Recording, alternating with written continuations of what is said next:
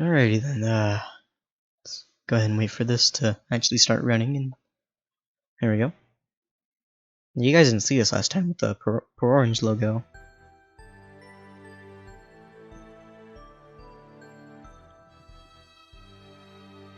Alright, so we're back. My voice isn't destroyed. I think. Don't at me on this, but my voice isn't destroyed, I think. It will be tomorrow, I can tell. Since I'm going to be doing these voices. Let's go ahead and get a link.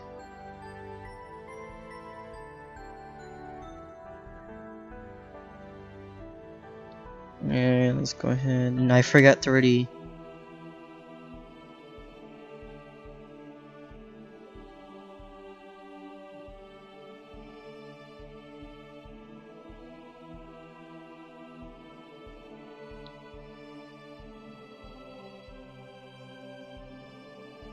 So yeah, rip my voice. Can we get an F in the chat for my voice for tomorrow?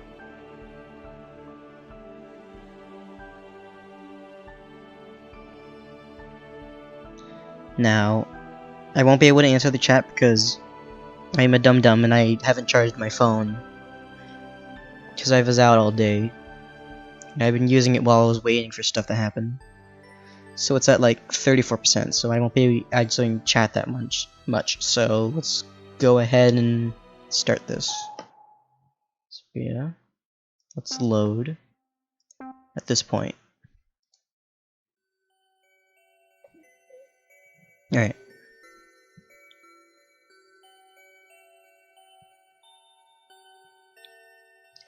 Heather cuts off the line of questions as we reach the lighthouse. She quickly undergoes the lock and we step inside the first floor of the lighthouse. At first, I see nothing of note. Looks like a dusty and abandoned old lighthouse room. But Heather snaps her fingers. Let me go ahead and... Yeah, I guess I have a blanket right here. It's kind of cold in this room, so... Oh, okay. It's immediately hard to overlook the giant rune circled in the middle of the room. It's surrounded by smaller purple runes, not too alike. Runes no two alike. Oh, okay. Even looking at them makes me feel a little off kilter. I can feel intense power emitting from the runes.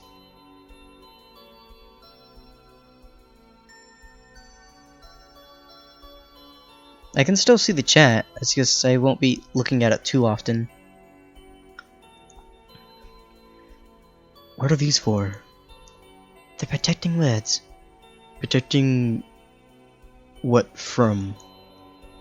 Carolina picks up some important implications for far quicker than I do. Someone might come after you, Master. Uh-oh. Don't tell me these two are gonna have like that dual mate thing, and they're gonna compete for. Oh Jesus Christ! Oh no. Correct. Now, if you haven't remembered, I gave those two the same voice. That takes a moment to sink in. Wait, why? Just when I thought I was done asking that question. My old master is a very powerful deity. And you, my true master, you're a bit of an odd case. You sound like you know something about me that I don't. Yes and no. Remember, we're all gods, master. Except for you. You're... I'm just gonna... It should be... Sorry, I can't... Just give me a moment. I don't know why I found that funny. It sounds... We should be with relatives ease that we can find some information on any given being we choose. I've been used to reside within a library of universal knowledge. Yet there's nothing I can figure out about you, your situation. You're as strange and curious as anything you draw to you. and I can find nothing. Nothing? How do you know I'm even your master then? It's the only thing I'm certain of. It's a feeling I can't explain it, but I hope one day you understand as I do. How old is your master? Carolina seems pretty good at keeping things on track. Okay, so she's talking about the other one. Her name is Yvonne. I would do anything in my power to protect you from her, master. And it starts with this. You look back at the room, the power is almost overwhelming, still. But after my encounter with the cold water, I can tolerate it. Even Yala helped. Oh, that's in the book. Even Yala helped. Yeah, well, she doesn't like Univay either. I insist she help. She cracks a faint grin. That's a smug. I didn't even give her so much of a notice, to be honest. Hope you understand then, master, that we can't let you return to this room. As a high concentration energy, it distracts from you and blocks you out. But this place on its own would be the easier to locate you at. I nod quietly. Let's step out and lock up. I promise I'll keep you safe. She snaps her fingers once more.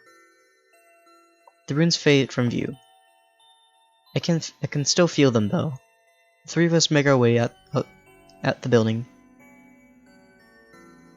With the lighthouse locked back up, everything goes into different directions. Everyone. Heather assures she'll watch me over, so if anything happens, she'll be there. I get some free time now, which I spend time with, so I can go. I'm already going to Heather path, so let's gotta go with Heather. Unlock the new trophy. Okay, let's check it out. Achievements. Okay, 100% Heather affection trophy. Yay! Okay, so wait. I actually have to do 100%.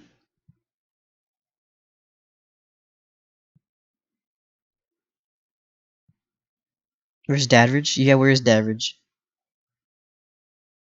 Also, hi Daisy. And no, Nep, that is banned. I really want to know where Dadridge is. Okay, so that's good. I handed 100%. Oh, Rin did this! Okay, so if Rin did this one, then who did, Arya? Starkly? Okay. Okay, so... Okay. Now Daisy said these characters have like 3 or 4. Well, these two have like 2. Who's this one character right here? Oh man, we're gonna be doing the achievements today. Omega's here.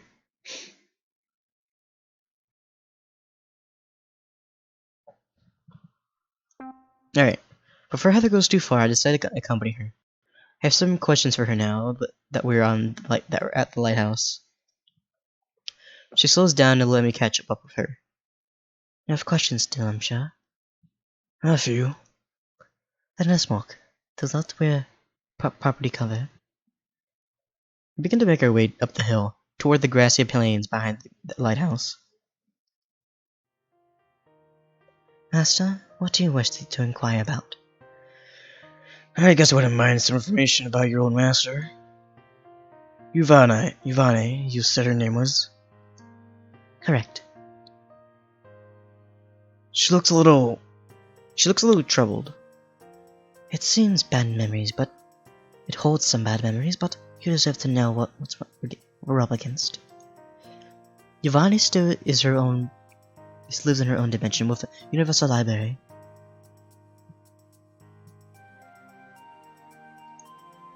She and another that I used to consider like a sister to me, Deotha. I have no idea how to pronounce that. Deoth. Let's go with that, Deoth. Because I don't have Daisy here to like. I don't have Daisy here to like tell me how to pronounce them. I'll ask Daisy later how to pronounce their names because I know I'm pronouncing it wrong. On an individual level, either of them could find us easily. With our current setup, only death could stands a chance of locating us. Hope that even she would have trouble. Why didn't she leave when you did?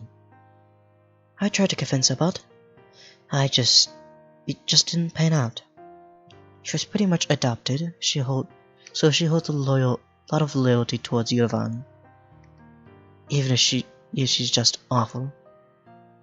I'm so sorry. It's no fault of yours. I have to wonder though, if she knows anything about you that we don't. That library is supposed to hold all the information about this universe and everything in it. That sounds like a big library. That only scratches the surface of my mind at the moment, at the information. I have a lot of questions about myself and my situation. Not to mention a lot of questions about the universe. Partly about why it seems to throw weirdness at me, but mostly just in general. What might she know? Well, you exist within this universe, so there has been some information about you somewhere.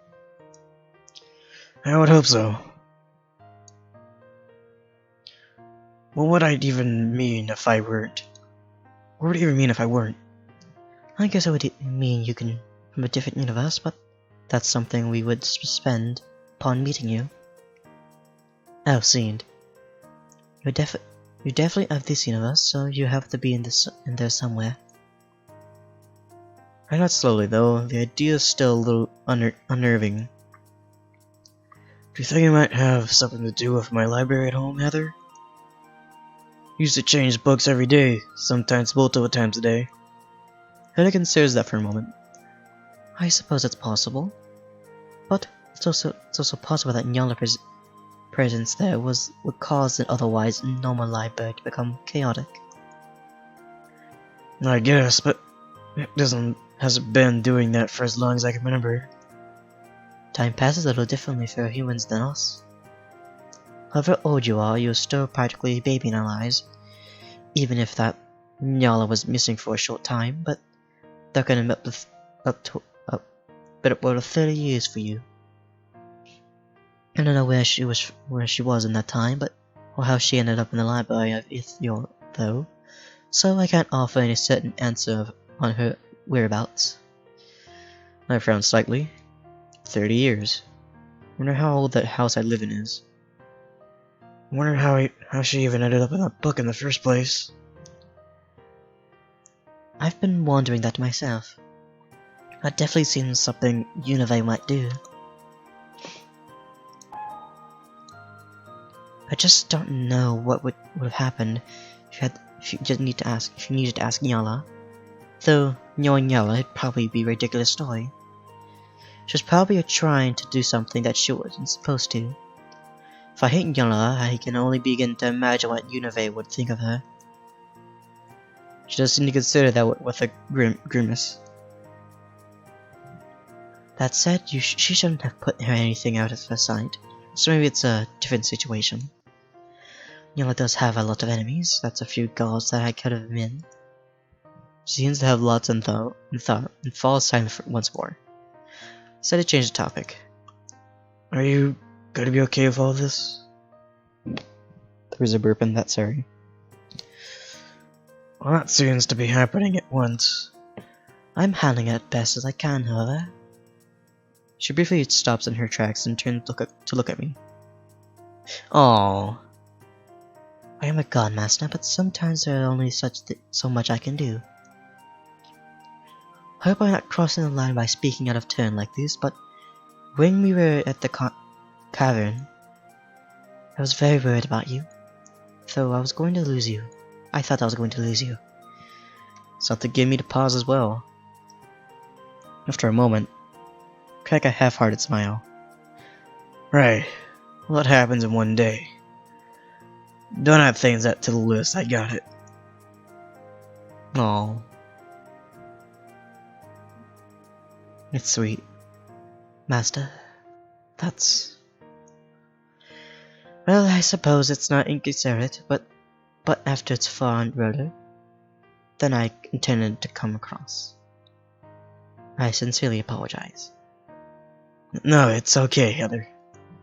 I was joking. Mostly. I've been alone for a long time. My well-being has been anyone's priority before. Heather looks at me with an expression I can't exactly read. I don't think she's mad exactly, so I continue. You know, I scared you, but man, I'm sorry. I really am. I'll be more careful. That said, don't underestimate me, okay? I have the higher ground. What? I'm not the Anakin. Well, just admitted it. Heather watches me for a bit longer and eventually sighs, but also breaks into a smile.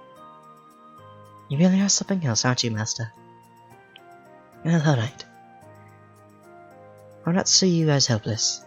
Just please, don't do anything risky as that again. I think I can get behind that. She smiles at... We smile at each other, and I think I see the tension leave her body. Glad I could do that much for her at least. I also feel like I've learned a lot today. Let's go home. Sure. What about Nyala? Heather looks sheepish. No, that's smuggish. Ah, I forgot about her. She did not. She just hoped that I had sent the color out. That's fine. Let's find that ding-matted Furby and head home. Right. With that, we head back toward the lighthouse. After the events of the day, we all regroup at the top of the hill where Heather and I teleport in. Heather puts her hand on my shoulder gently as her eyes scan the other three. I assume you two are staying here. She nods towards Carrie and Carolina as she addresses them. Obviously. Carolina, in contrast, just nods. Ah, here comes the string voice. I'm coming back to the house of Squiddy. Heather rolls her eyes. Oh, that wasn't much. That's good. Though I'm gonna have more later since I'm replaying the game.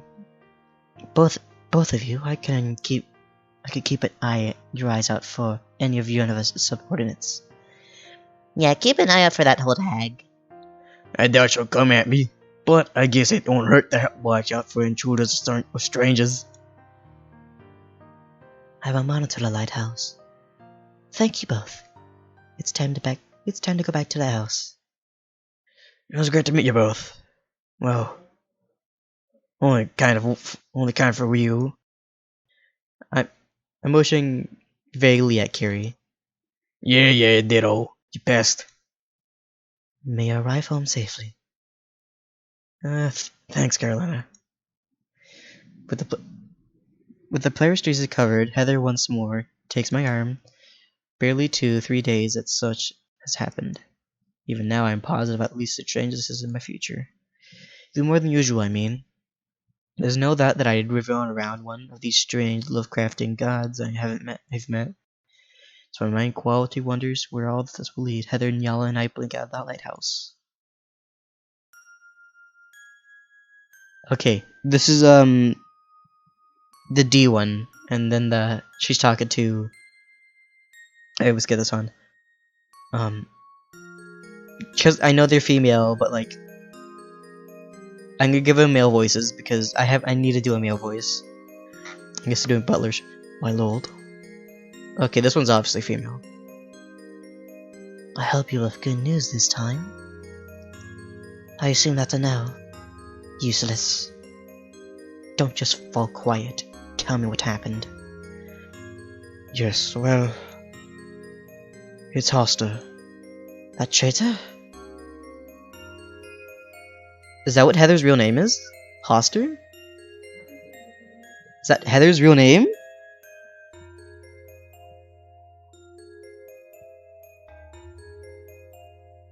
Wow.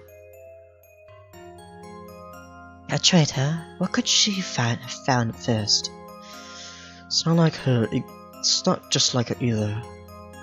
It seems like Nyarlathotep. Nyarlathotep has returned too. Nyarlathotep? But I... Ugh. Go on. I'm trying to locate this anomaly you've mentioned. Whether it seems, but both Hasti and Nyarlathotep have set up ruins and wards. Even with my powers, they interfere. All I've been able to see is the lighthouse region. I went down to investigate myself, but the place is sealed off, likely to preventing from rune tampering. And you couldn't unlock it? No. Pathetic. It was supposed to be an easy task, Deoth. You do it then. What was that? Nothing, my lord.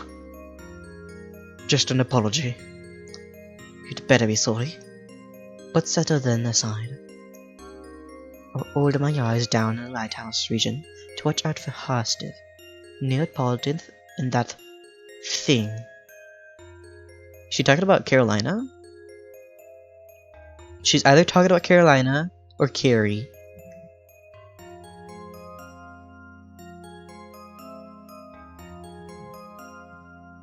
You're dismissed. I suppose this is going to be harder than I thought. No matter. I'll see it to that anything that stands in my way is eliminated. That purple freak, even Hoster. That fluke of existence cannot be allowed to remain. I won't allow it. And once it's gone, I will destroy her too. I will not fail. This universe is rightfully mine. You've reached into the demo. Thank you for playing through Lovecraft. It means a lot to all of you. Support has kept us going. See you in the final release. The 4 weeks is due sometime. Oh. It's released sometime in 2020. Gallery. Please tell me that's a... Yes, it is. Okay. The 4 weeks is 20. See you then. Pro Engine Center. What? I was just getting into it.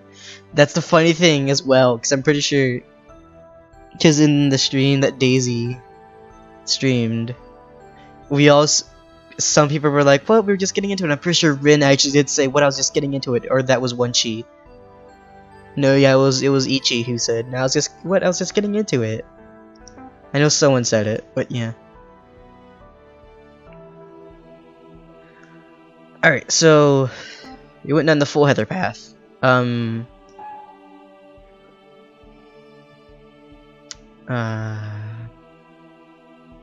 how the heck at the Nyala thing? Okay, this is the demo completed. Yes, you beat the demo. Congrats. We sincerely hope you enjoyed it. Here's a Nyala to cheer your spirits up.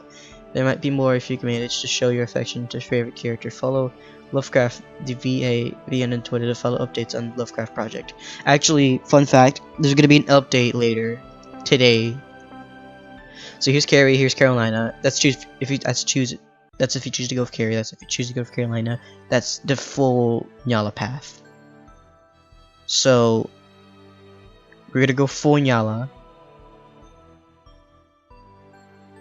And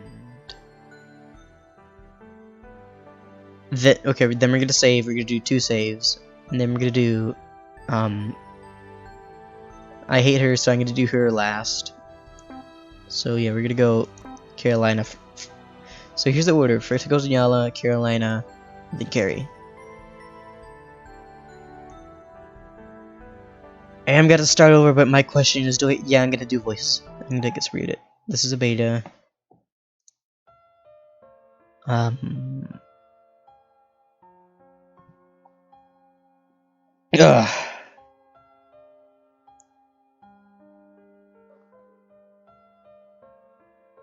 Alright. Good morning, child. Realize you must be confused, however I'm afraid I'd like to climb and explain the situation. Let me do something real quick on my phone.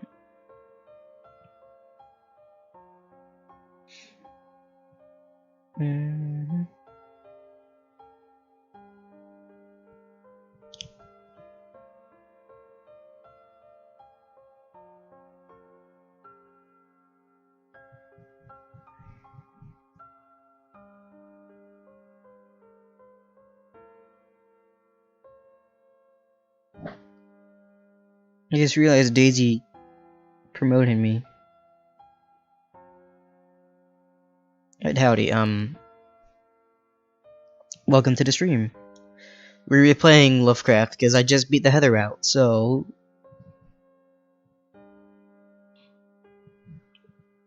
Okay, so just to do something quick.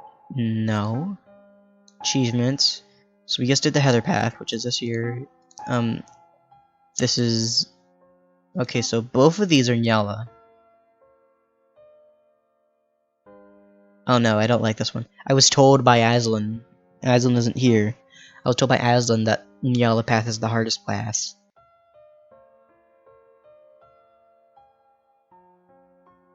Ugh.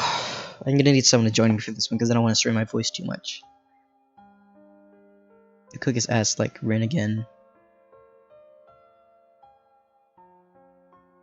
Should I get Rin in here if she's able to? Yeah, I'll do it.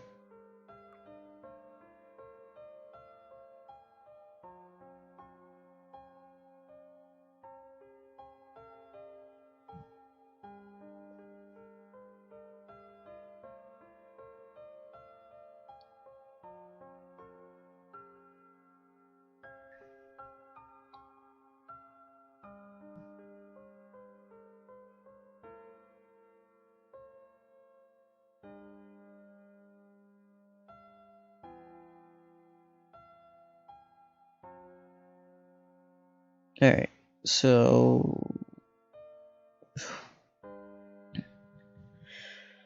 Alright, so something I'm just gonna sit here and chat for a moment while I wait. While we wait. We don't have the laugh.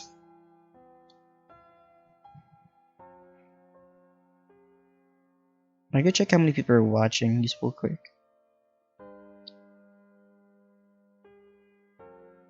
No, they win, okay. Yes, bagel. Alright, so while I wait, I'll just continue the game on the game. Your future is a mystery to us all, including me. But I believe in you. You would do, a child. Before I send you on your way, what do you wish to be called? Male, female, it doesn't matter. Gender is irrelevant. What is your... it's gonna go with Squiddy again. Alright then. And that shall be your name from here on out. Squiddy. Travel safe, child.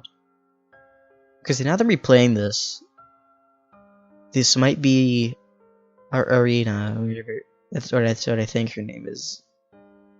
Yala's mom, aka Blue Girl. Fun fact: Blue Girl is actually Aria. Whatever, if that's however you say it, or however you say her name.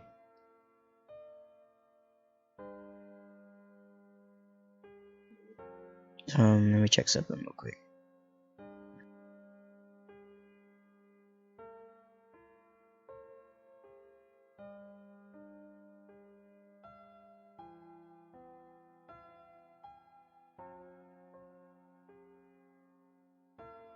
Alright.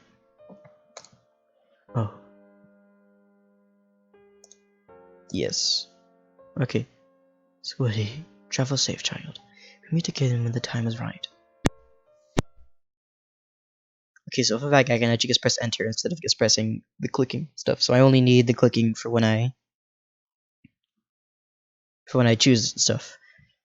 Feels like I've been wandering these woods for years, but not once have I been seeing the sun. Despite okay.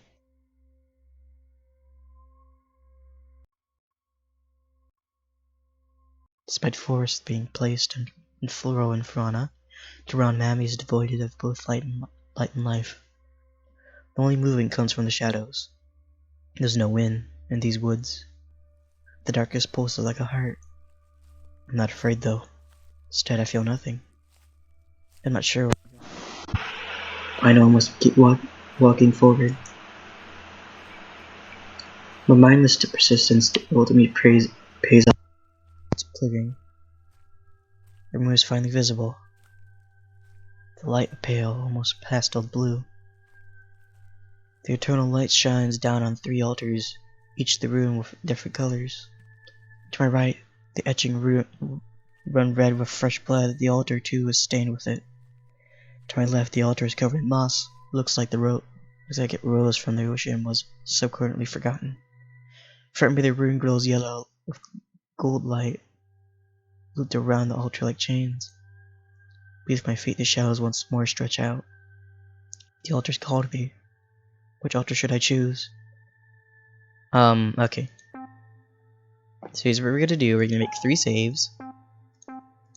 Actually, 4 saves, because I'm gonna do nothing for one of them and see if that does anything. So I'm gonna do nothing for this one. None of these altars seem inviting. More than anything, they seem almost dangerous. I'm not sure why, after all. They're merely stones in the ground. Yet, I've made my decision. These altars are not what I seek. Despite having never voiced the opinion, there's a presence in these woods that seem to have taken note of my choice. That would be the shadows. They've been beckoning me back ever since I stepped into the clearing. They see this after their chance. None of these altars have claimed me, so it's theirs for the taking.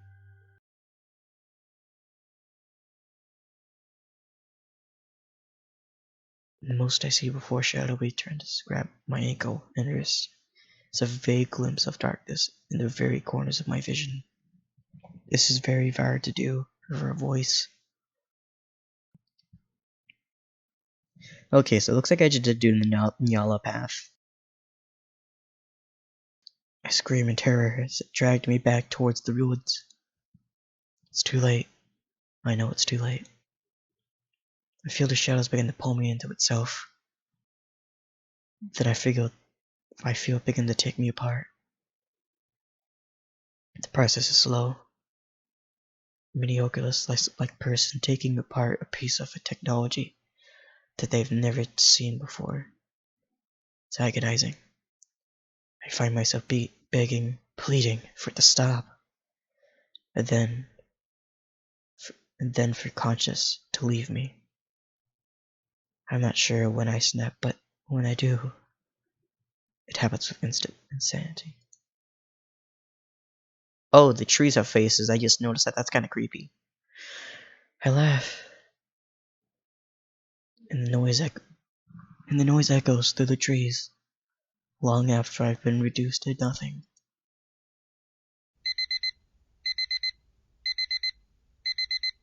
Okay, so we shall save here for the Nyala path, and we shall load this one. We shall pick the. I already know what the Mossy one does, so I'll pick the Blood Altar. I take a step forward. The altar seems to read my intentions. It knows just what I selected. You won't let me forget. The picture seems to rise, so I slowly walk towards the bloody altar. At first, I think I imagine the increase of flow of blood from the stone. Oh, I don't like that sound. Then I stop and take a look around me. It's not just a stone. Oh, Jesus Christ. The trees, the ground, even the moon. It's all bleeding. The area reeks of blood. The temperature has skyrocketed. It's so hot, I can barely think. I'm feeling lighthearted, as if all the blood everywhere is mine. But I lost something along the way. My head begins to pound. Despite the temperature, I'm shivering. The world, bloody, is just swimming around me. I sink to my knees. And yet, despite all this, I find myself dragging myself toward the altar still. I'm shaking as I reach out toward it. My fingers slightly brush the scarlet stained surface. A heart like nothing I've ever experienced before surges through my arm in a split second after the contact. It's so sudden and quick that it almost doesn't hurt. Almost. It shoots through my body until the heat and pain fills me like all the blood that I've lost. I don't know if I scream. All I know is that it's not long after that before I black out. Oh my god. So that's the carry path. Shall save it here. And we shall load this one. We shall do the mossy green altar. There's something lonely about the green altar. I'm not sure exactly what draws me to it. Draws me to it over there, over the others. It's a relic of time past compared to the refined yellow in it. I have no idea how to say that color. And of a created red. I crouch in front of it, gently brushing away from the moss. It looks to look at the altar's runic inscriptions. I'm not sure how long I'm there, but I only notice the passing of time and I realize the moonlight seems to have dimmed. Ooh. That's usually an interesting fact because the stuff actually does dim out. My trance is broken by the feeling of raindrops. I hold out my hand, look out to the sky. Sky isn't exactly cloudy, yet it's suddenly pouring rain. Or maybe it wasn't all that sudden. I'm truly concerned as to how long I've been standing here. It could have been days. That said, I don't have a long time to try and figure it out. I hear a sound, one I did not recognize nor understand. By the time I realize what's causing it, it's far too late to avoid it. Though, perhaps I never stood a chance in the first place.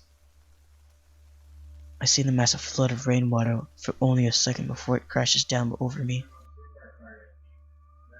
It's heavy against my body, as if it slams into me. It's disorienting, so I tumble over myself from the sheer force of its impact. But more than anything, it's deadly cold. Just like the Carolina thing. The freezing water grips my soul as much as my body. I hold my breath until I can no more. As the liquid fills my lungs, I begin to hear things. Voices, screams, desperate cries. Historical laughter and snarls that could barely be called human. My vision seems to be faded to black. My consciousness is consumed. I swear, I see in that the last flicker of light, something large at distance, moving directly at me. Then it blinks out. That was the Carolina. Shall save it here. But something I think should be a thing is to be able to delete.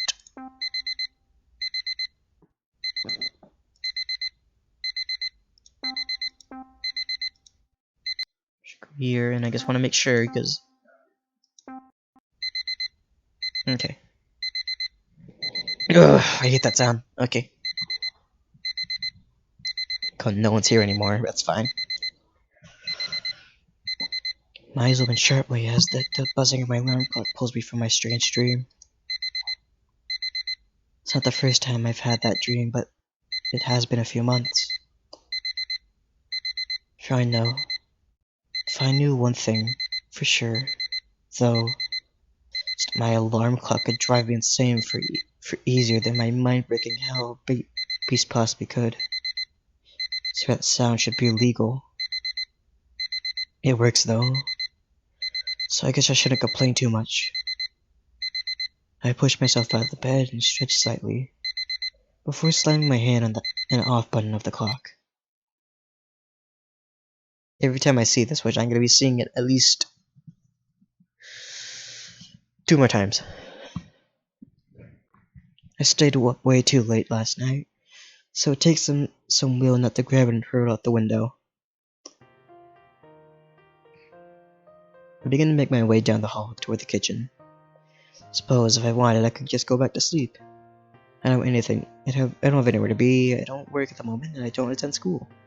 I mean, I did once, but after an incident involving shadow people and resulting in some weird rumors, I decided to drop out. Suppose once one could assume that my life would be boring given I didn't attend the classes, work, or really leave the house much. I would say yes, life is pretty boring, but not for the reasons a person would naturally think. Those shadows people are from a one-off occurrence in my life. That's pretty mild compared to other things I've seen. Strange creatures that shouldn't exist, odd creatures that shouldn't be possible, sometimes resulting in death.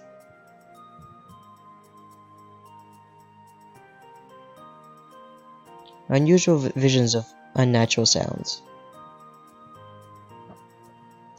I used to think they were hallucinations, but none of the pills work.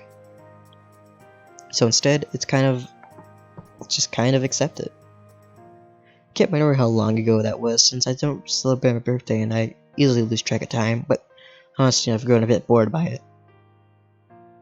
Pretty sure there's ghosts haunting my house, so to be polite, I bid them a good morning before I go to pour myself breakfast. Just wanna check the okay, that's his bed.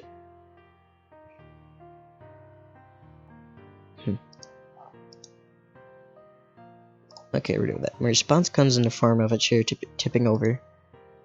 Ah, grumpy today, I see. It's fine, I won't bother you too much. I'll be in the library for the most part. The library in the basement is by far my favorite place in the house, despite it being just as odd as anywhere else here. Rows and rows of bookshelves, I swear the library changes size and content every day. I haven't bought a single one personally. They came with the house. New books appear at the random, older ones vanish.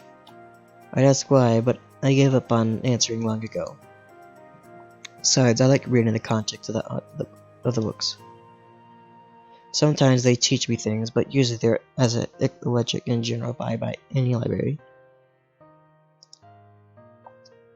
Sometimes I even find things from other cultures.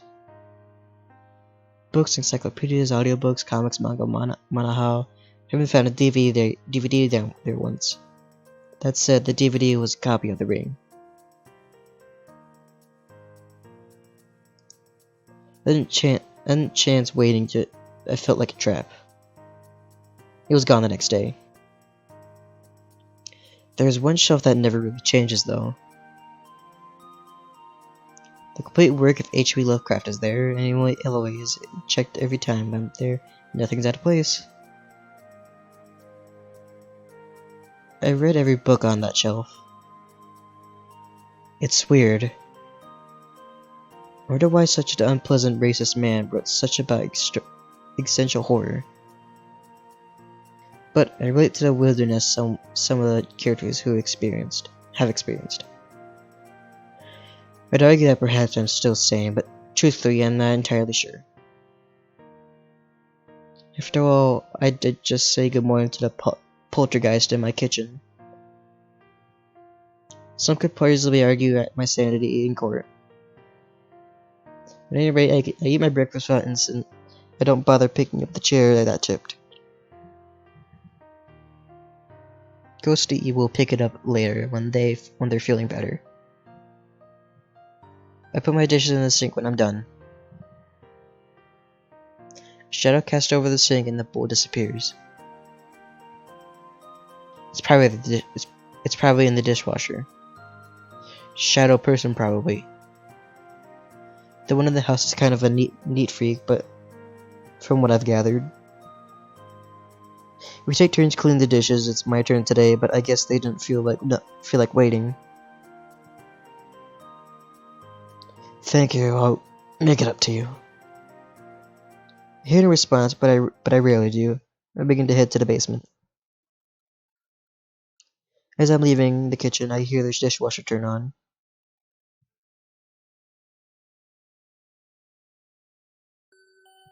Basement is dark and musty, but it's familiar. It smells like old books and old wood and books. As usual, I begin to look through the shelves to find the unfamiliar. I skimmed through titles, but they all seemed like they were here for last time. I recognize them. I eventually find what looks like newly published books. Those aren't particularly common here. It looks crisp and new. I pick it up to read. I go to kick back in a chair. I think I'm the only one brave enough to come down here as aside from the library itself. Nothing seems to reside here. The book isn't partially original, but it's enjoyable. Teen lit, it's probably my genre, but it's not my genre, but it's simpler than adult literature. Some days I prefer that. It's almost magical to me how emotional characters get over simple things like love or Hollywood-style satanic curses. You know, depends on the genre. Eventually I move to pull it down when something unusual catches my attention. The Lovecraft bookshelf. Something seems off. Moving the book I'd been reading on the table in front of the chair, I pulled myself to my feet. The purple book. I've never seen it before. When we move closer, I note that there's no writing on the spine. At least no English writing. Like I said in yesterday's stream, that spells out Lovecraft. What is this? What is this? I reach out to break it. It almost immediately as I pull my hand away. I feel like it's almost shaking with uncontrollable energy. My touch only seems to inspire it, and it begins rattling ominously. Well, I'm either stupid or brave, but hey, I've seen enough weirdness. I pull the book off the shelf. I relieve it bounces aggressively out my hand and lands on the ground, contemplating and up halfway. It flips a few pages and then... What in the world? First thing that pops out the book. I think that's really a long purple strand of someone's hair. Following that, though, up is a pale, small hand and arm. For a moment, the entity, whatever it might be, seems to be struggling to pull itself out of the book. It's just Nyala. What should I do? Or more importantly, what am I willing to put up with today? Well, I'll help Nyala, because I'm going for 100% Nyala path. Without thinking twice, I gently put a foot on the edge of the book to stabilize it. Then I grab the hand in mine and gently attempt to assist it pulling out the being of the pages. It's almost surprised to be touched, but then the fingers curl around mine. The book stabilizes and the fingers pull itself up and out of the book. For all the advice I've seen in my lifetime, she's still kind of a wonder. She kind of looks like a child, 'cause it's Nyala. Her hair wild as it's vibrant purple and seems to grow out her scalp that way. She has a patch over one eye, but the moment we lock eyes, I see shock in hers. When she's free from the book, I set her down on the ground. She seems almost dumbfounded. Just take out the founded part. And the almost. And replace scenes with is. We have a bit of a staring contest for a while, but before she cracks a devilish grin at me. Perfect. You're absolutely perfect. Okay, so it skips the part that I didn't... that she kicks the book. Thank you? Okay, and it also gives me new dialogue. That's interesting. The strange declaration is followed by her grabbing both my hands, looking at me with a wide eye. I'm suddenly getting a really weird drug vibe that this girl... or... who or what is she? Usually these things are obvious. Not much with this one. There's what seems to be a tail sticking out of her under her dress, except I think it's a tentacle.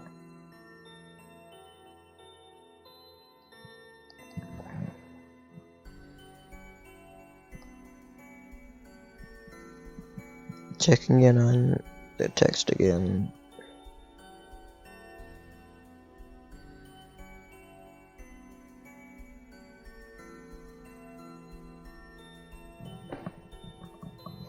I guess that's new. I usually don't encounter tentacles. For various reasons, I consider this a good thing. She giggles for a moment, and I think she's insane. But something about her expression is too calculated to be insanity. Then it's settled. We're going to kill my mom. Excuse me? My entire world seems to spark out. As if the world was a TV and the channel switched to consider entirely of white noises. My mind hazes over. Instead of being loud, it's silent. Purely, absolutely silent. I feel like being here too long might generally drive me insane. Fortunately, it doesn't seem to take long before a new world begins to materialize under my feet. So, do Heather and Yala do separate teleportation? Because, like, unless it's like, I know they used two different kinds of teleportation.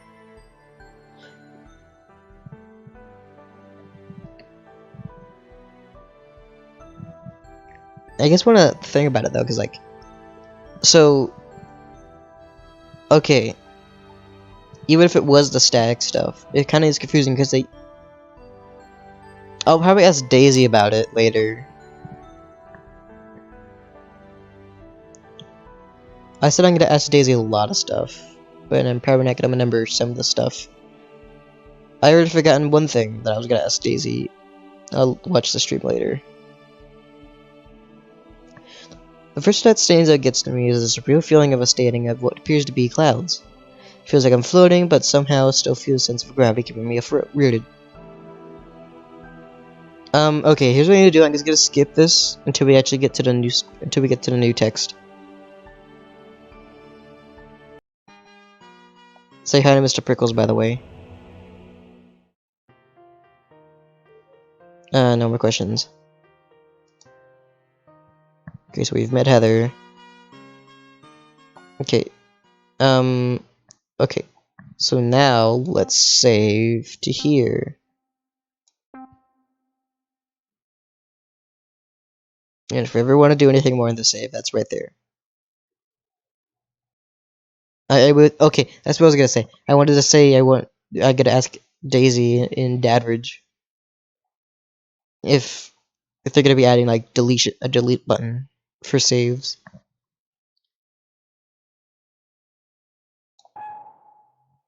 No, I don't want to quit the game. I will overwrite this one. So spend some time with Nyala. Maybe I should go see if I can get some Nyala's attention and go down to select some games with her. She already selected a lot of games for herself, but there's no promise that I enjoy them myself after all. I try to direct my thoughts and energy to her, at her before I speak. Hey, Nyala, mind if I pick out some games with you? Oh, that was supposed to be loud. It takes a few seconds to pause, but suddenly the house fades out of the view around me, and I'm beside Nyala. Oh. Hey, look, it's Wenchi and Rin! Bagel, look! Oh, hold on. I just wanna try catching the Easter eggs here. Okay, so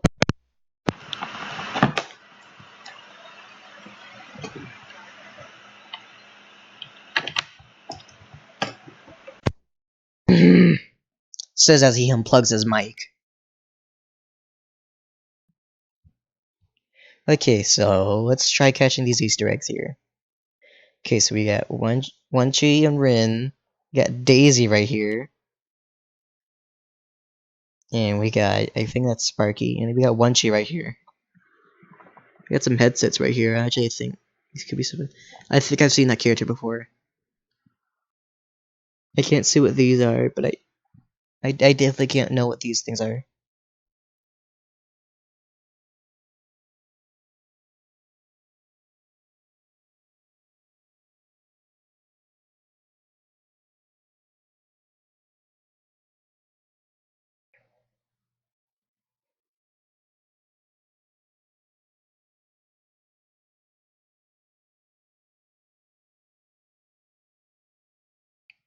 Alright, let's get out of this panel then.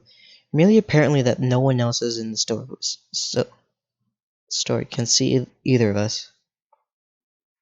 Nala's staring at me with her arms folded. I need to strain my voice more. This is the horrible route to go. You're some nerve calling me so directly. But games. Nala huffs and shrugs in a semi-accepting fashion. Got me there. I figured some eyes might be able to pick out some extra stuff. I'm a god. I know all the rules of every game in the universe. How do you expect me to... Oh, what's this? As she's wandering off to look at a different game box, I shrug it up and begin to examine a few games on my own. Okay, some more Easter egg.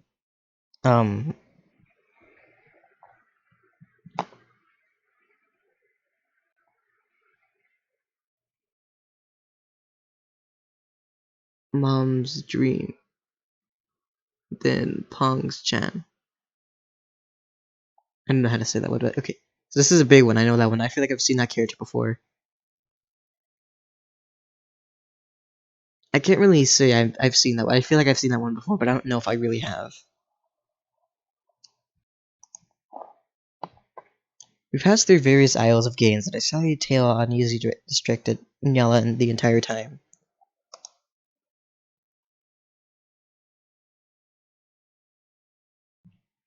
I'm a little too nervous to try and get her attention after her display of godhood the day before. I just hope she doesn't forget I'm here and then leaves me here. Suppose Heather would find out, though. She probably wouldn't be stuck long.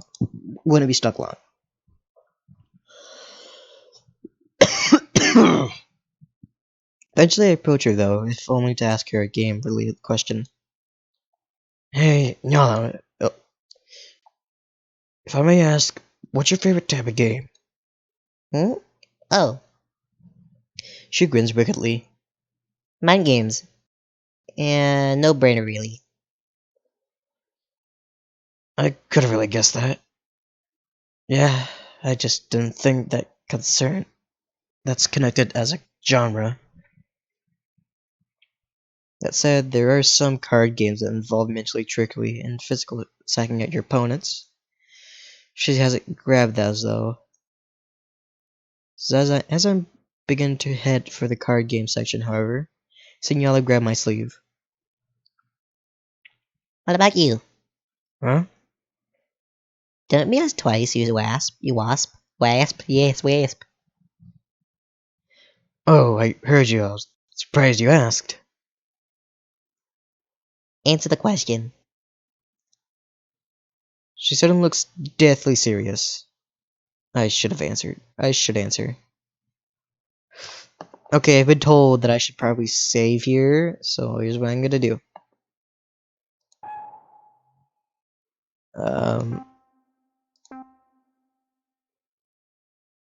So I can use these two saves. Yeah, because these two say are the same exact thing. And this is, if I need anything.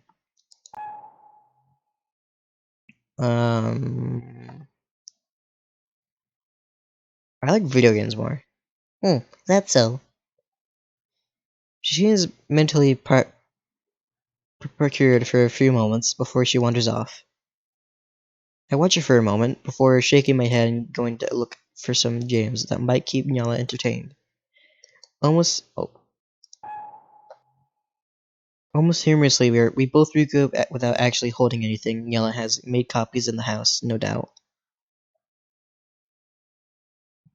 I let her know which games I selected mentally. It's weird, projecting your thoughts to a god.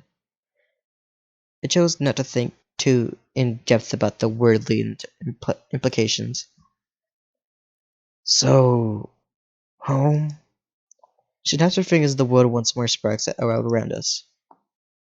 Just like that, just like it did when we met yesterday. Once we're back, I checked the doors to make sure Nella didn't put any of the games out anywhere stupid. They're all in place. That said, it's time for breakfast. I can check the selection later. Pancakes! Pancakes! Whee! Yellow hops onto a chair and begins to drag the entire plate of pancakes toward herself. Here comes the thumbnail. Oh, I love this image. I really love this image.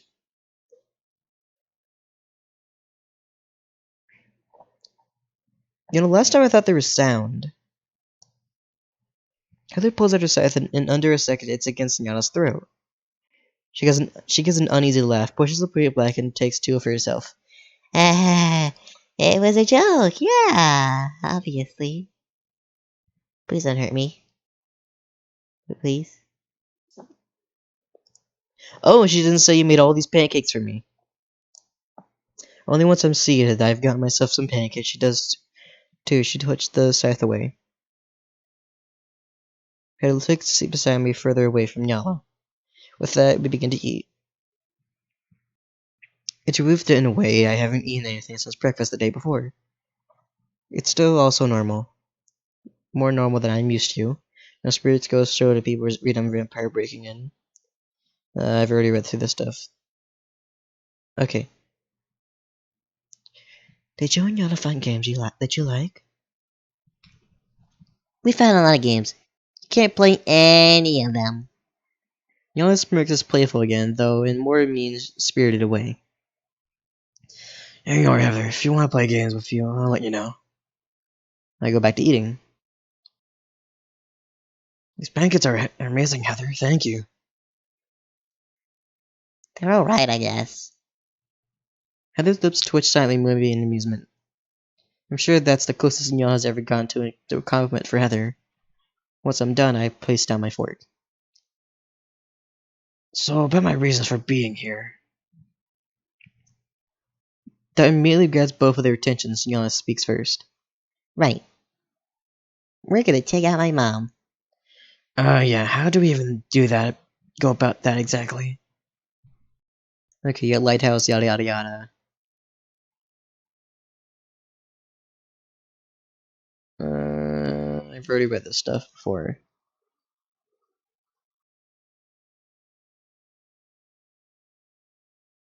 I don't really want to read this stuff. Smirking. Hold up. Who should I spend time with? I'll spend time with Nyala. Shortly after lunch time, I decide to ask Nyala if she wants to play some games. I find her in the living room, hanging upside down from the sofa cushions. She has a simple joystick with no buttons in her hands, and then she's playing a game that requires a touchscreen and motion controls.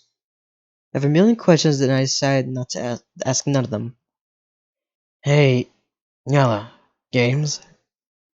You're on. I don't think I've ever heard such aggression in her voice, but not even when I questioned her godhood. She stands up and turns to look at me. I tilt my head like a confused dog. You said video games earlier. I got one here. She switches out the console before grabbing a game off the coffee table. She shoves it into my face as I lean forward to read it. Puro Tetris. You know it? Yeah, I played it at a friend's house. That had been before I left school and worked to spare their lives.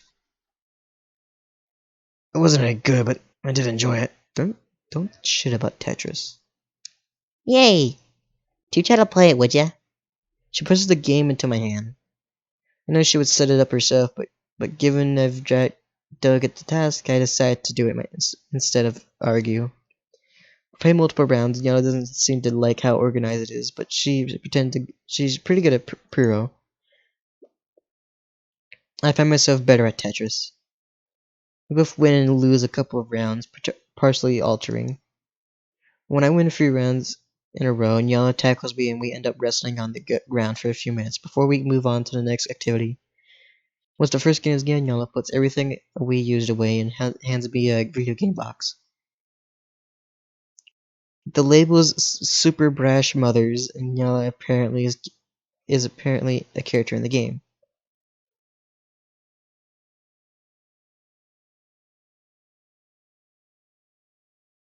I really need to ask Daisy more questions. It's definitely modified by Nyala herself. The person portrayed as a protagonist is a red-eyed, witch-looking woman with floating orbs around her head. Nox would be proud of herself. Nyala? This is going to be a training for when we fight Mom. Sure. Let's play. She swats the box from my hand and begins to set up everything. I watch her with a mix of amusement and deep concern.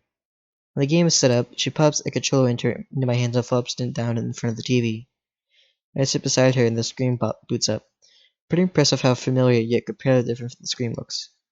I've played the original of the game. This modified version makes all the enemies which on the front cover and the characters are different versions of Nyala. Well, her and a model of me with a ladybug for my head. I'm not really impressed. I give her a look. She's grinny smuggy. Oh, she's grinning smugly. No, she's not. I wish to punch her, but I know how bad an idea that is, so I just force myself to play the game. So, with an annoyed grunt and a roll in my eyes, I select the ladybug head. I'd rather play an abomination myself than play as you, Nyala. You're so mean. But no matter, your stats are worse, so always win. Good to know you can't win without cheating. Nyala's turn to give me a displeased look.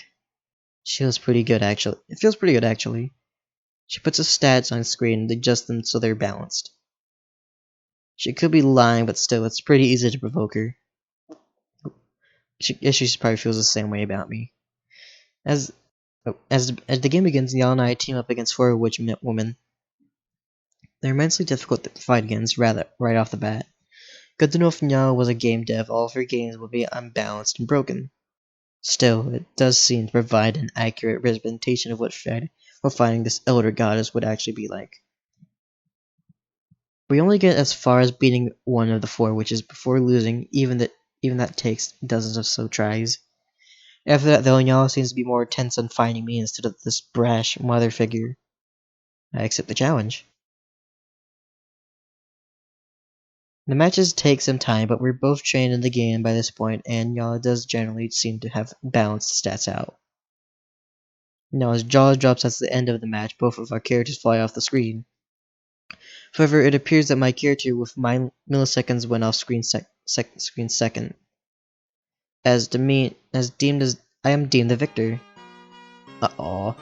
Nyala looks stunned, but when the results are announced, she drops the controller and tackles me to my side. No, wait, those not the results.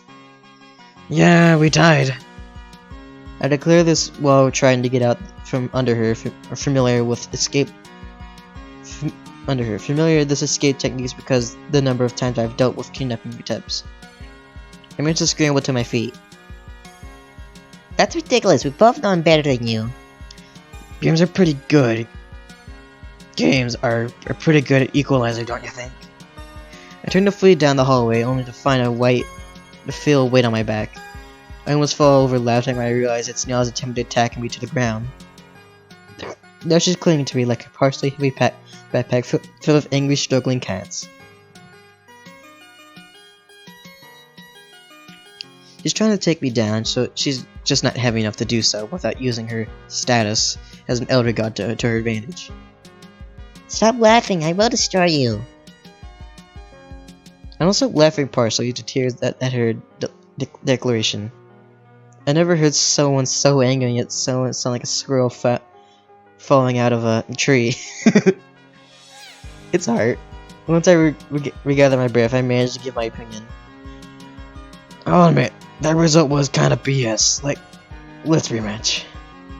Nyala huffs and nods in agreement, climbing off my back and moving to sit in front of the TV again. She grumbles about how her skills have gotten rusty over time, yet she also is grinning devilishly. This is more interesting than I thought it'd be. Perfect. I'm not sure what she's going on about, but I decided to accept it and sit down for a rematch. Lose or win, we both seem to forget about its matter as we play games well into the night. It's only when I declare my need to sleep that we finish up. Get a few hours of rest, closing my eyes and sleeping decently dreamlessly. Wake up though it's still early, just as it's a little past 1 a.m. Okay, I've already read this part. Skipping. I've already met this woman. No, I'm fine. Okay, this is no. Oh, Rhino Beetle toughing it out, huh? Let's move on, though. If you look closer, you can see the lighthouse in the distance. That's where we're heading. Before we go, though, I have a few questions. Should I ask them? No. Alright. Hey, it's me. You're skipping all my dialogue. Hey, why you skipping all my dialogue, man? It's not very nice. Okay. Try to burn down the place, okay? Yeah, like giggles. No promises. Just get inside, you same purple gremlin. With that, the trio heads into the lighthouse.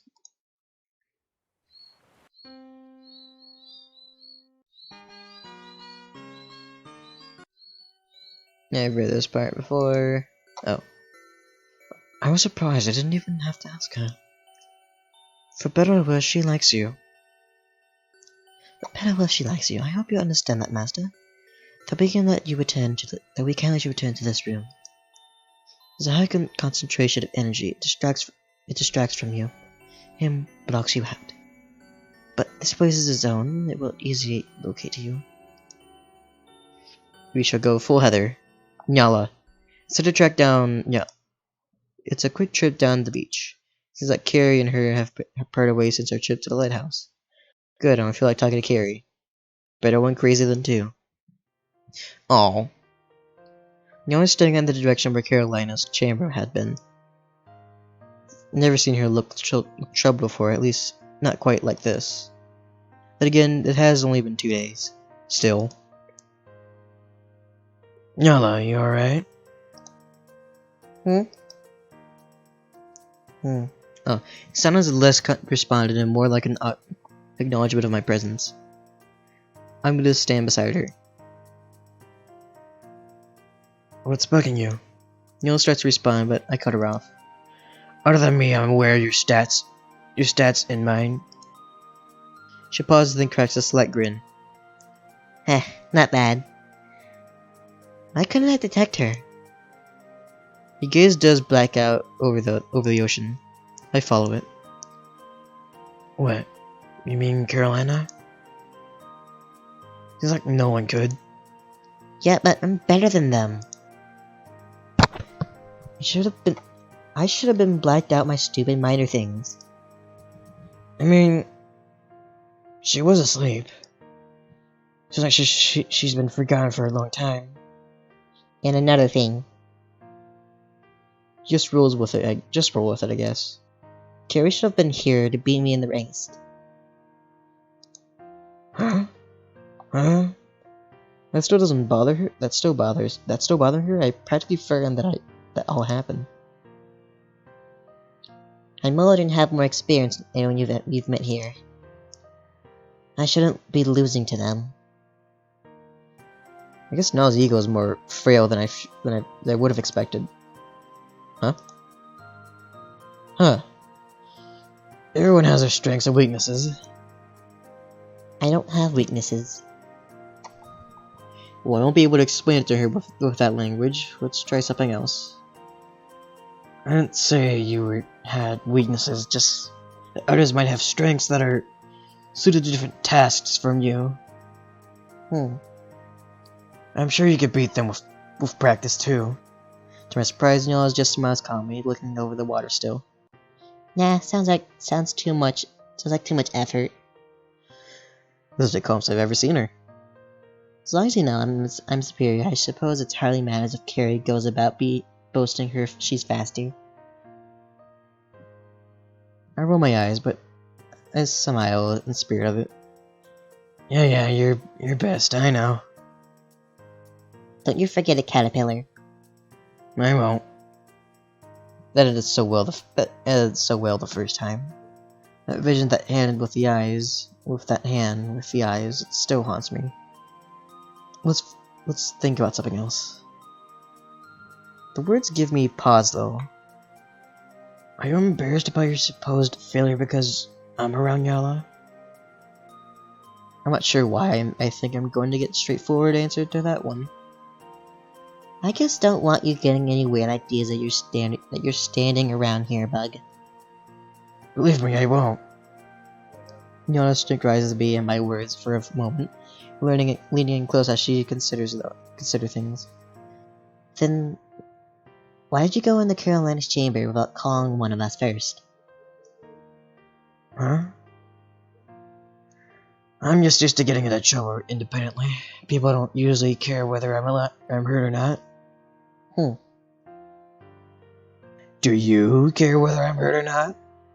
No, it's quite for a longer time than I know how to interpret. That's not the right question, dummy. Hmm? Something about you is different. I suppose I to know everything, yet I can't figure out much about you. Alice said something similar. Yellow's eyes rolls her eyes. Of course she can't, if I can't. But I found something weird. Interesting. I'd be furious if it went and destroyed itself without my permission. I think that's the closest yes I care that I could have possibly imagined from her. Plus, being told by a god that I am interesting possibly is the same way that I find her interesting is kinda neat. Still, I phrase that way, Nyala will probably stop listening. Alright, sorry, I'll be more careful. You do as I say from now on. You can't help but laugh. I wouldn't go that far. Know your place, dumb beetle. Can't really train a beetle, can ya? They're not smart enough to train. Put a hand on her shoulder. I don't like this. I've gone this far, I'm not going to die until I have answers. And more than anyone, you're the one who I'm most likely to find them. Nyala grins viciously, though not with an ill intent. I'll figure out everything. I'll learn all the answers that I don't already know. And then, only then, can you stupidly get yourself killed doing dumb things without my permission. That's a Nyala I'm more familiar with. I roll my eyes. I'm still grinning. Sure, noted. Until then, you listen to me. At least she's excited again. We're just here getting sad and mopey.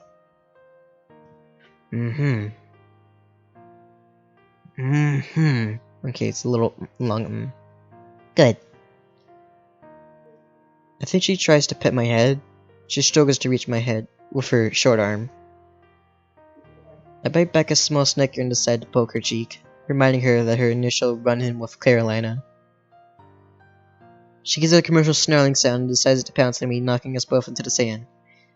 It was little and that's the only most joking sound, but at least it's amusing to Nyala, I guess. I'm not sure that's a positive. We end up wrestling a little in the sand. It's not easy despite how small Nyala is. She's certainly not weak. I'm pretty sure she's holding back as to not break any of my bones or destroy me somehow. We finally shove each other other ways, sitting in the sand and facing each other. I'm not sure who starts laughing first. Probably me. Nyala sounds halfway insane as she giggles, but I've grown to expect that from her. Aren't you pretty tough fighter? Still, you got a lot of learn, you grasshopper. Thanks. Why do you call me different insects, though? You just seem to know a lot about them. Nyala hesitates. She puffs off her cheek significantly and looks out over the water. Actually finding the sheer amount of knowledge about insects that exist in the universe far more interesting than knowledge about humans. Is that so? Don't let it go over to your head, stupid. She stands up and begins to dust off her clothes with her hands and tentacle tail. I won't. She nods and grins at me widely before taking off towards the lighthouse. And I don't think much before scrambling up to my feet and rushing after her. After the events of the day, we all regrouped at the top of the hill where Heather and I teleported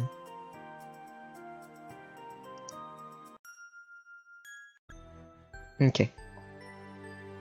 So we did the Nyala route. Yay! Shall load the...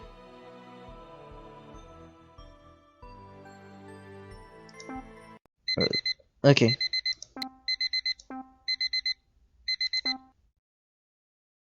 Let's see what board games does. Is that so? Okay, skip this dialogue. Go fit Nyala. You said like board games, right?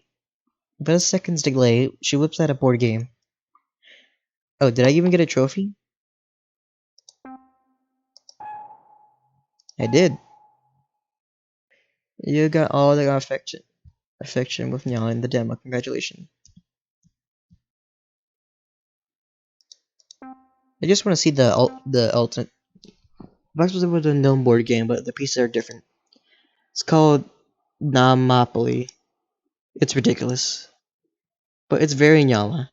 I'm flattered she remembered my preference to begin with. Sure, just tell me the rules. Okay, we sit down, and after going over the rules, she plays a bit. We play a short practical round. There's some elements of storytelling as well. Nyala's stories are disturbing and make little sense. They're like a horror novel combined with the insane rambling of a sleep talker. Mine make about as such sense as my life, but are blessed to tell for the look of glee on Nyala's face. Even though I lost, even though I lose, we both see to have a lot of fun.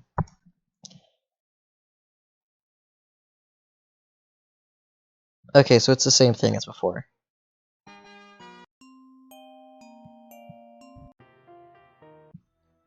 Okay, so while I'm at it, I guess I'll go ahead and do the,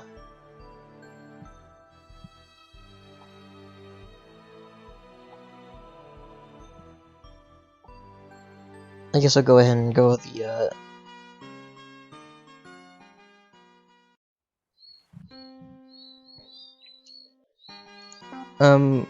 we can go ahead and go back to here, because I just want to see the, alternate route for, and I picked, Is that so? so there's 3 different things. Let's go with Nyala.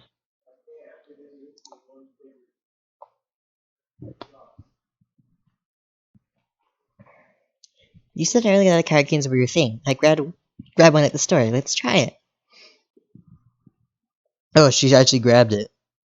Nyala climbs onto the couch and returns with a box under one arm. It's small, plus black and white.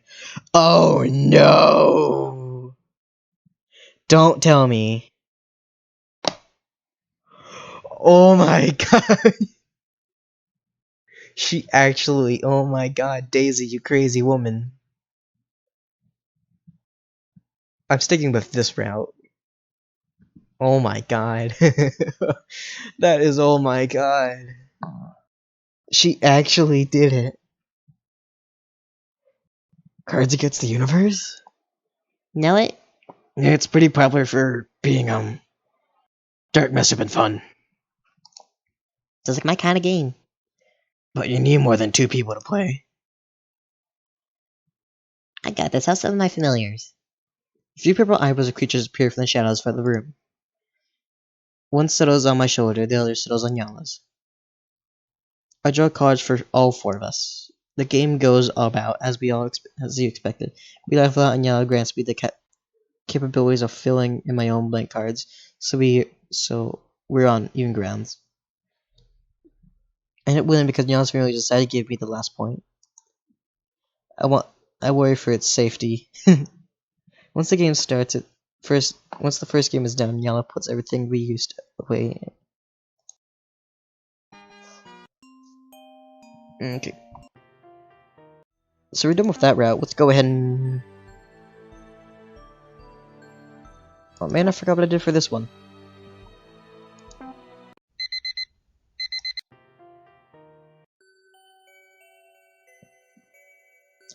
I just want to see what happens if you close the book. Picked up the book to be surprised that there's it's not particularly heavy. Without a second thought, set the book shut in my arm. Not today. The hand tenses and arched retreats in the book. I put it in the back of the shelf. Maybe some other day. I moved back to the kitchen and I'm surprised by how quiet it seems. I wonder if they all know what occurred in the basement. Give myself a mug to make myself some tea. But halfway through the process, I hear an unfamiliar voice behind me, causing me to pause. You dumb roach, that was rude. The stranger is a small girl with purple hair and a lot of dust on her, presumably from escaping the book. I think this is a glitch actually. I don't think it's supposed to be dark in this room. She's standing right at the door of the basement. Also, I think she's getting called me namesake and has accused me of being the rude one. Typical behavior of creatures like this, honestly. However, I get a different vibe from this one. It makes me nervous. It's not just because certain types of television just has taught me to be very afraid of tentacles, like that tail she has there.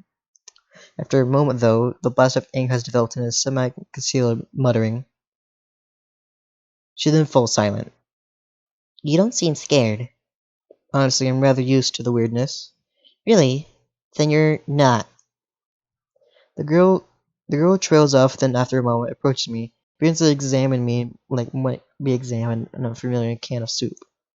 After a moment, she cracks this grin and makes me deeply nervous. Maybe you're not as useless as you seem. I mean, that's great, but... It's settled then. Okay. They didn't change it. That's what I thought they'd do. Because they said they'd be in the kitchen. And I'm pretty sure Daisy already knows about this.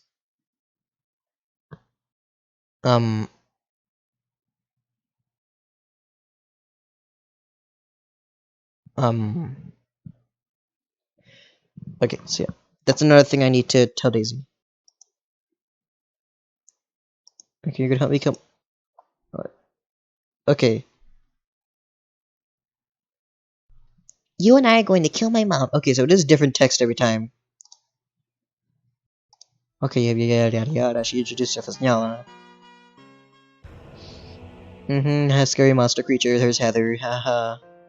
No more questions. Yeah. I'll go with the Heather route for this one, because I do like Heather more than I like Nyala.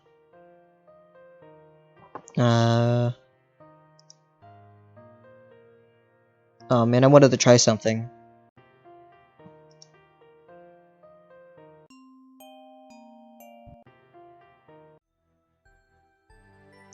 No, I'm fine. No.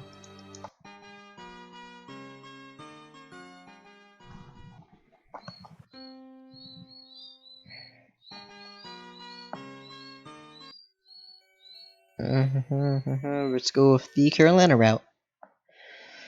This is like one of your chances I'm gonna get the top of Carolina. Especially if she chooses to break off with everyone and leave now that she's free. I'm curious about her. Move down the water to join the mysterious green god. When I find her staring off across the horizon, I'm not always sure how to read these gods when I can see their entire face. I have no way of reading Carolina. Still, her gaze slowly shifts to me when I approach her. She nods slowly as if to assure me that it's okay for me to join her. It briefly occurs to me that no one else anything about this particular god. They didn't even know she was here. She could be incredibly dangerous. I don't think Heather would approve of my decision. Oh well.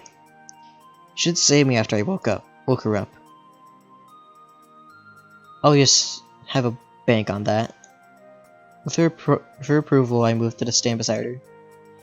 Corrections don't really change much even now that she's so big and has company near her. She continues to stare off at the ocean. I'm not sure if the cavern had opened up. I suppose it's all collapsed when we left. Eventually I declared to break the silence.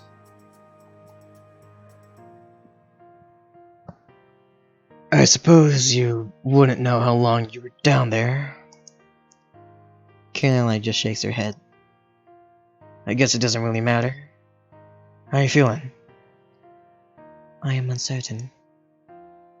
I've never really seen this land before. This is not an island, is it? An island? No, not that I'm aware of. It does not appear to be. Perhaps that was a silly question. I haven't heard anything about any islands, but I'm sure there are seams in these waters somewhere. I can ask around for you. It is kind, but I do not think it is necessary. Now let me check. No, I haven't unlocked it. Okay, because unlike last time, I did the full Heather route. It is kind, but I do not think it is necessary. She falls silent again, and she looks like her thought is somewhere else. Then I begin to hear a sound. It starts as a low burble. Then I see bubbles. Lots of bubbles. An alarming amount of bubbles. Bubbling turns into a humming sound. I begin to back off quietly. Carolina does not. That is when they all rise. The button-eyed squid army. They rise in a wave, then a conversation trips and all flop down on the top of Carolina. At first I am horrified that they're going to devour her or something. Then underneath in a pile of squids I hear soft chuckling from Carolina. Right, she did say they were her familiar, didn't she? And I think it's happy she's awake. Aww. It's cute. It's pretty cute. I like that one in the water. That's my boy. I like this one. I like this one, that one. I like that one. I like this one. I also like that one. Just all of them in general.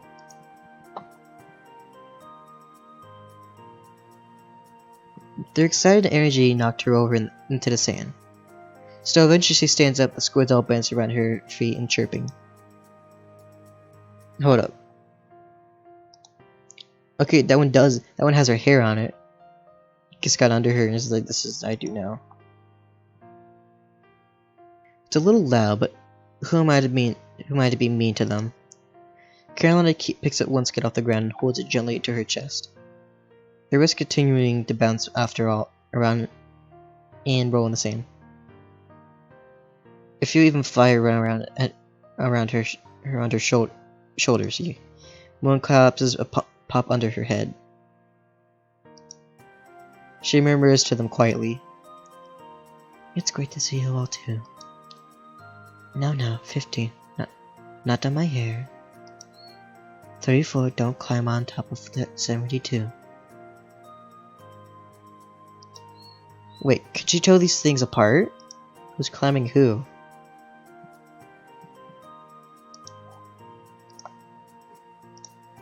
They look exactly the same. Guess if she didn't know, no one would. And did she say 72? Just how many of these squids does she have? These sure seem happy.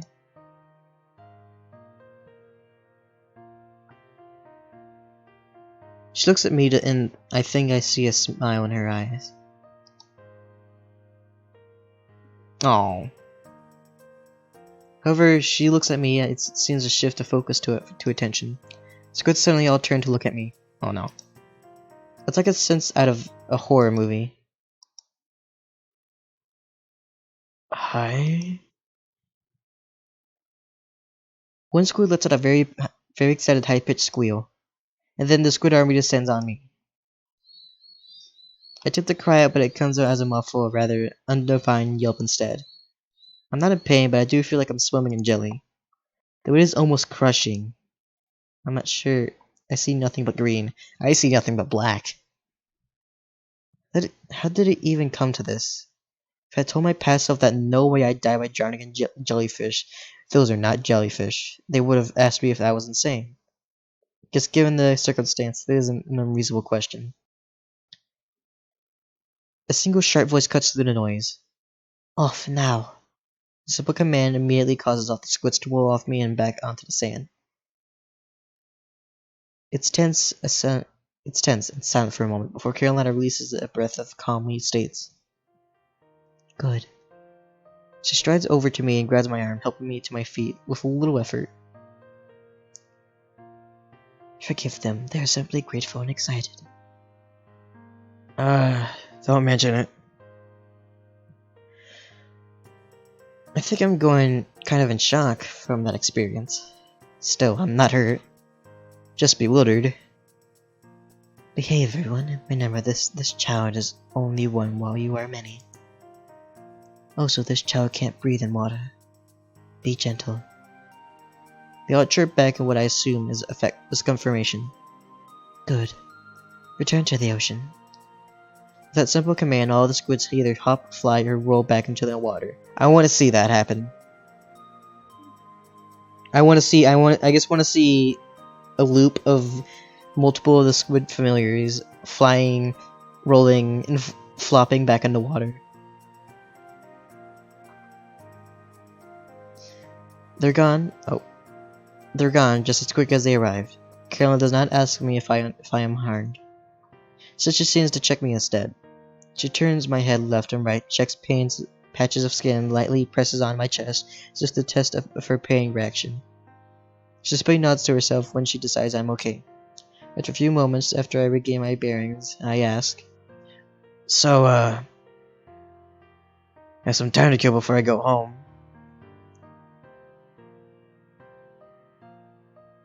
Maybe we could walk along shore? Carolina nods but lets me lead the way, matching my pace. We walk in silence until Heather calls me back, indicating that it's time for me to return to the house. Okay. Did I get the, 1, 2... Okay, that's it. And that must be Carrie. Oh no, did I do the wrong thing?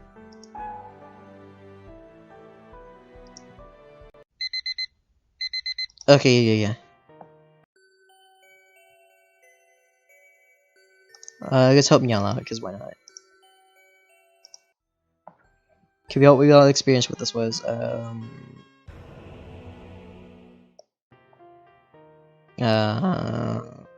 No more questions.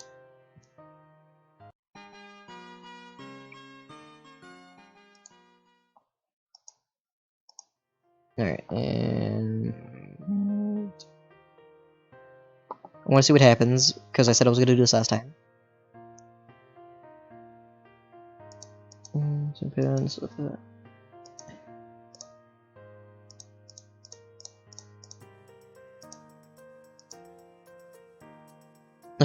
Okay, that's cool, because I didn't pick anything, and she didn't know my favorite game.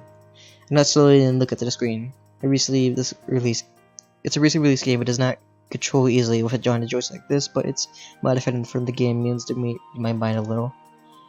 It's surreal and bizarre. However, it's also pretty neat. Haven't had a TV since I tried to watch one and a bunch of angry cats poured out of the screen when I turned it on. This is a new experience for me. Okay. So that's Aria there. No, I'm fine. No.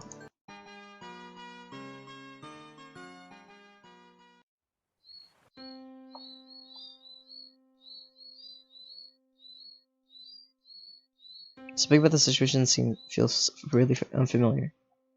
Seems really familiar, but it can't be. Makes a few moments, but I understand. Okay.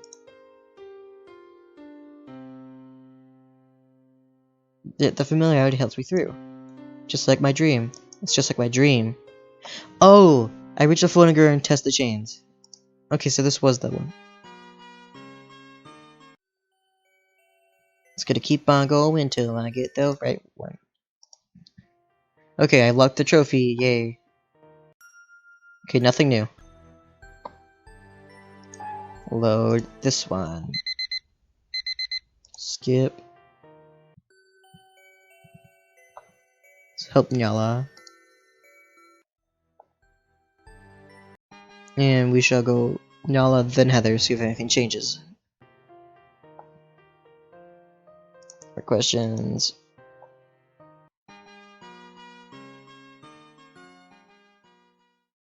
Let's go pick some games with Nyala. Let's go save video games, because why not? Let's go with Heather. Okay, nothing new.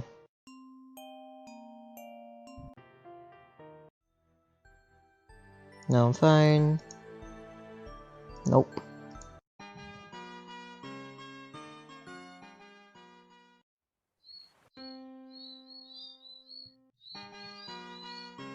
Ugh, I'm gonna have to go with Carrie. I gotta go with that man voice. Even the challenge Carrie left me, I do initially know how to decide to seek her out. Maybe I just want to see if she has some other less nasty side of her. So against my better judgment, I go off to find her. It's actually difficult to find her. She must have heard me approaching, so she turns to face me.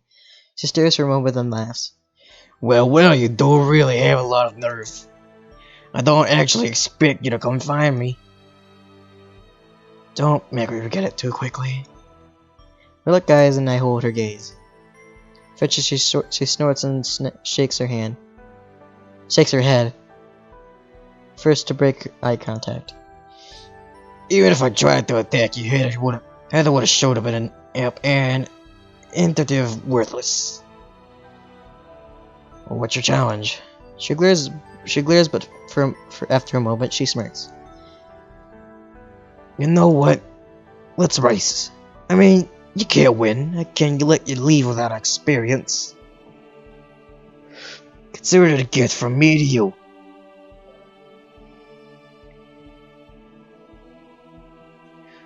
I consider it. Then I shrug. I'm told it's rude to turn down. It's rude to turn down girls. I've never actually received one either. Sure, you're on. Oh, I read that in my normal voice, not the narrating voice. I'm told it's rude to turn down girls. I've never actually received one either. Sure, you're on. She watched me with an pensive look for a few moments. Then she grins again. Don't bore me then, loser. At least make me put some effort into it. An effort will be made. An effort will be made. I'm actually not a bad runner. I've had to outrun all sorts of different creatures before. I don't think I can outrun a god, but I'll try. Ready? No. What are we even running? For a split second, she almost looks a bit sheepish. It's gone quickly. I will spot everything for you. If your own turf is not mine, Carrie. To the lighthouse, to the water, then back where we are here. She taps her fingers as a small creature quietly pops out her shoulder. It's a dragon! It's a cute red dragon thing without a mask. You mark the end for us. He's cute. Dragon thing blinks at me with its large eyes. He's my familiar. Pretty great, no? She begins giving the dragon a little rub behind his horns. Makes a happy purr-like sound. Heather's familiar with her scythe. So she does treat everything with disdain. Just most things. Good to know. The little dragon hops from her shoulder down to the ground. He flies gently over to the ground so we can see him, even from a distance. So, ready? As I will be. And you're not now, so I assume you won't cheat. Kirillberry sniffs at its snicker. I won't have to. That's all I ask. We arrange on our opposites and the dragon chirps our cue to start and keep running. Carrie immediately gets a better sprint on me, but as best as I can, I tear off after her. Not denying she is incredibly quick. I'm not fast at it, but I try my best. I might be able to keep up at least. I manage to keep pace behind her until we make our way down the hill, toward the lighthouse. That's when things take a little bit of an unexpected turn. Guess falling is what happens when you're running too fast down a hill? Sure. Guess didn't expect God have the same issue. Ah! I hear her fall behind. I see it. I force myself to speed up at the edge of the hill. I once at the Nazi's tumble. She's pretty much falls all the way down to the lighthouse. If she were human, she'd probably have a couple of sprains and to accompany her scraps and bruises for that one. I slow down significantly, but I'm still in a hurry to reach her. I hold out my hand to help her up. She gives me a slightly unhappy look, clearly both in pain and embarrassment. I set my hands away. She sets my hands away and begins taking a stand up on her own. I'm not having it. I crouch down and wrap my arm around her shoulder to help her on her feet.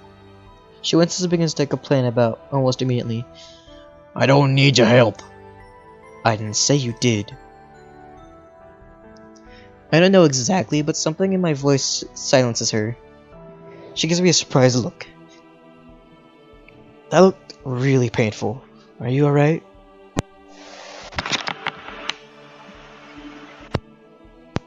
You're missing your chance to get ahead of me, you know. She's practically pouting now. I guess she and Yala really do have something in common. Where'd the fun in that be? I'm probably pushing my luck with this, but I say it anyway. Wasn't your gift to me supposed to be my failure? I said already, it's a rude to turn down gifts. She's still clearly in pain, but despite herself, she begins to laugh. We both work on getting her steady on her feet. She gives me a look and roughly elbows me in the rib. She causes herself to fall over as I wince and release her. Worth it. Oh, I should probably say like in the wincing. Oh, worth it. This causes her to fall back over as I wince and release her. Worth it. Judging from the look on her face, she thinks it's worth it too. You're absolute garbage. Look who's talking. Instead of helping her on her feet, I sit down beside her. This time, neither of us argue as I just help dust off parts of her shoulder and back. She dusts off the fabric on her shirt and chest and parts of her legs. Are you in pain? Even if I was, what could you do about it? She doesn't seem to mean if it's as an insult at the time, just as a statement. She's not wrong, as I hate to admit it. I don't know. I can sit with you and wait until you feel better. I can tell Nala you won if that helped heal you pretty quicker. Carrie last sighs, then declares, Tell Nala that I tripped over and even Heather won't be able to save you.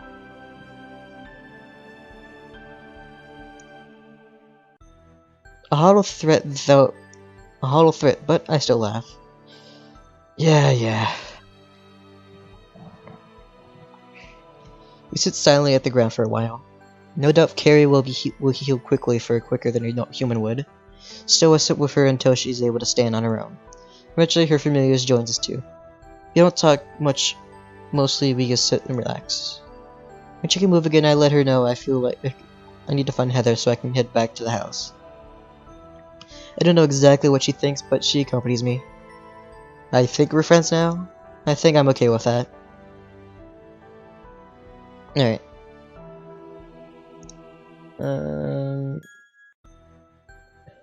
Achievements. Yay, I hit all of them. Yay. There's something. Okay, let's see who actually made all of them. So, Stalky made this one. Ooh. Okay, so who made the Heather? Rin made Heather. Cookie. Ooh, Cookie. I need to think Cookie, because Cookie is a good. Actually, I know Cookie. Pancam. Oh. Oh, that's who it was. Okay. And then Stockley. Okay. So Stockley made almost all of them. Let's see. When I'm wondering, there's a secret one, or not? Yeah, there is a secret one. What could that mean, though? What is this one here? We shall try to get it, and then we shall end stream. Okay. Load. We should go to this one.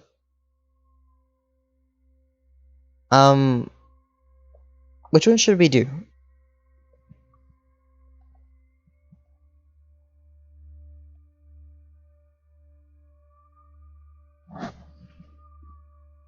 Hmm.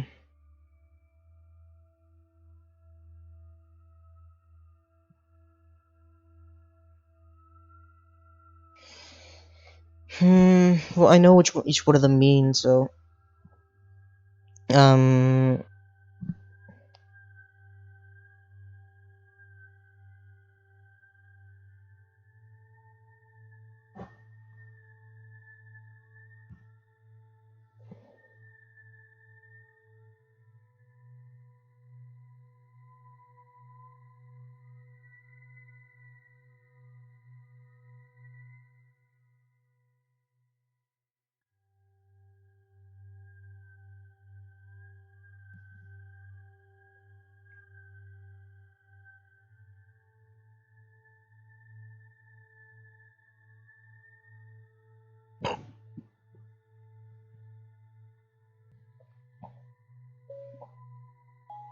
That was me touching. I really. What I'm wondering is, like.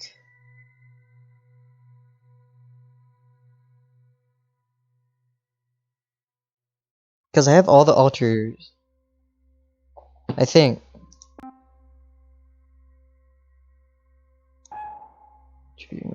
No, it's the gallery what I'm looking for.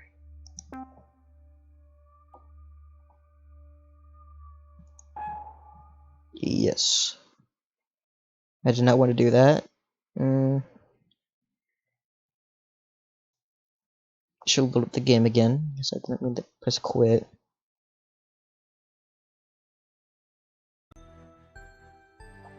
I'm gonna look at the gallery because I have all the.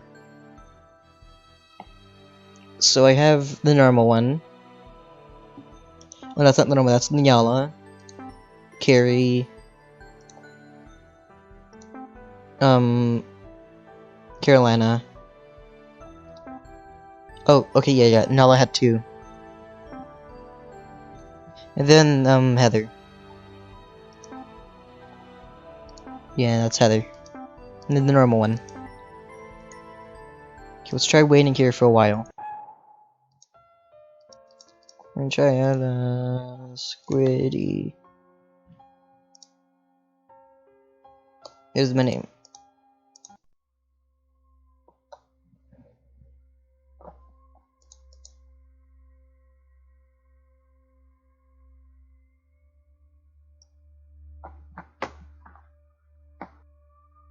How long should it be? When you say a long time, like how long is it?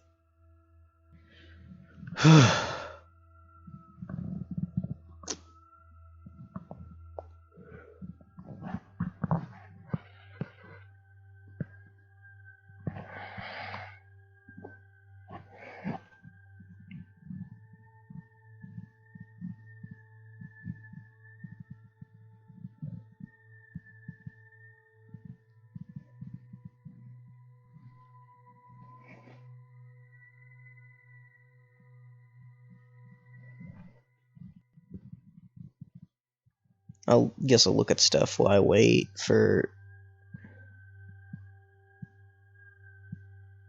it to load, apparently. Yay.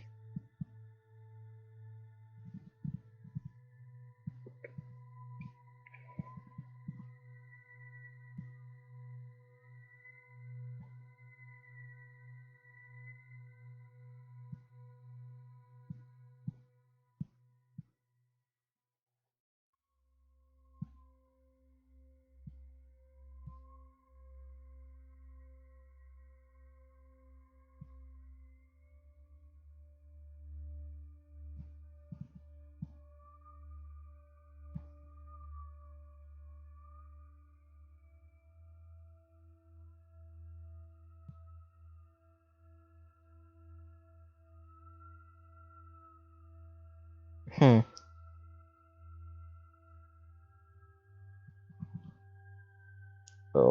No, I'm gonna have to wait some time, maybe. I might need to get someone on here.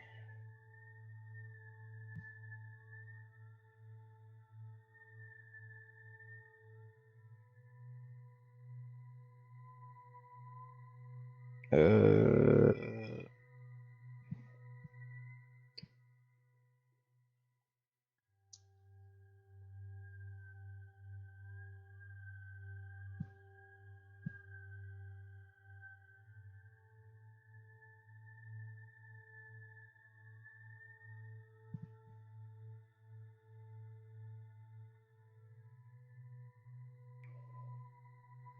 do do do do do do do do.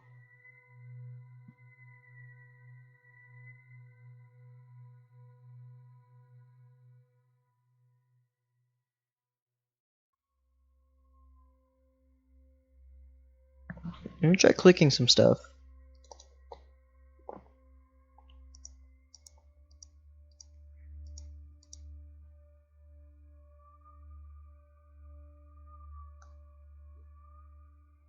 Oh, that's a daisy if it's in the game.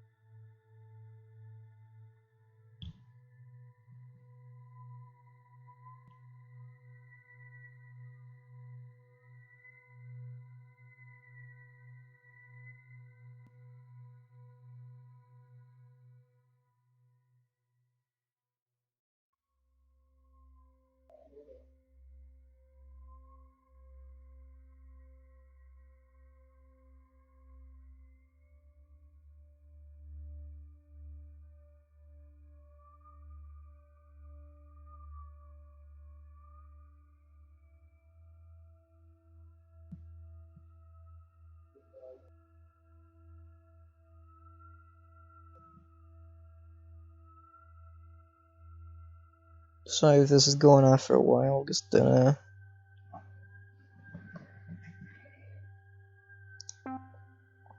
should go to the menu then, cause like I'm not gonna wait here for a long time. Okay, so here's what I'm gonna do. I'm just gonna. Oh, okay.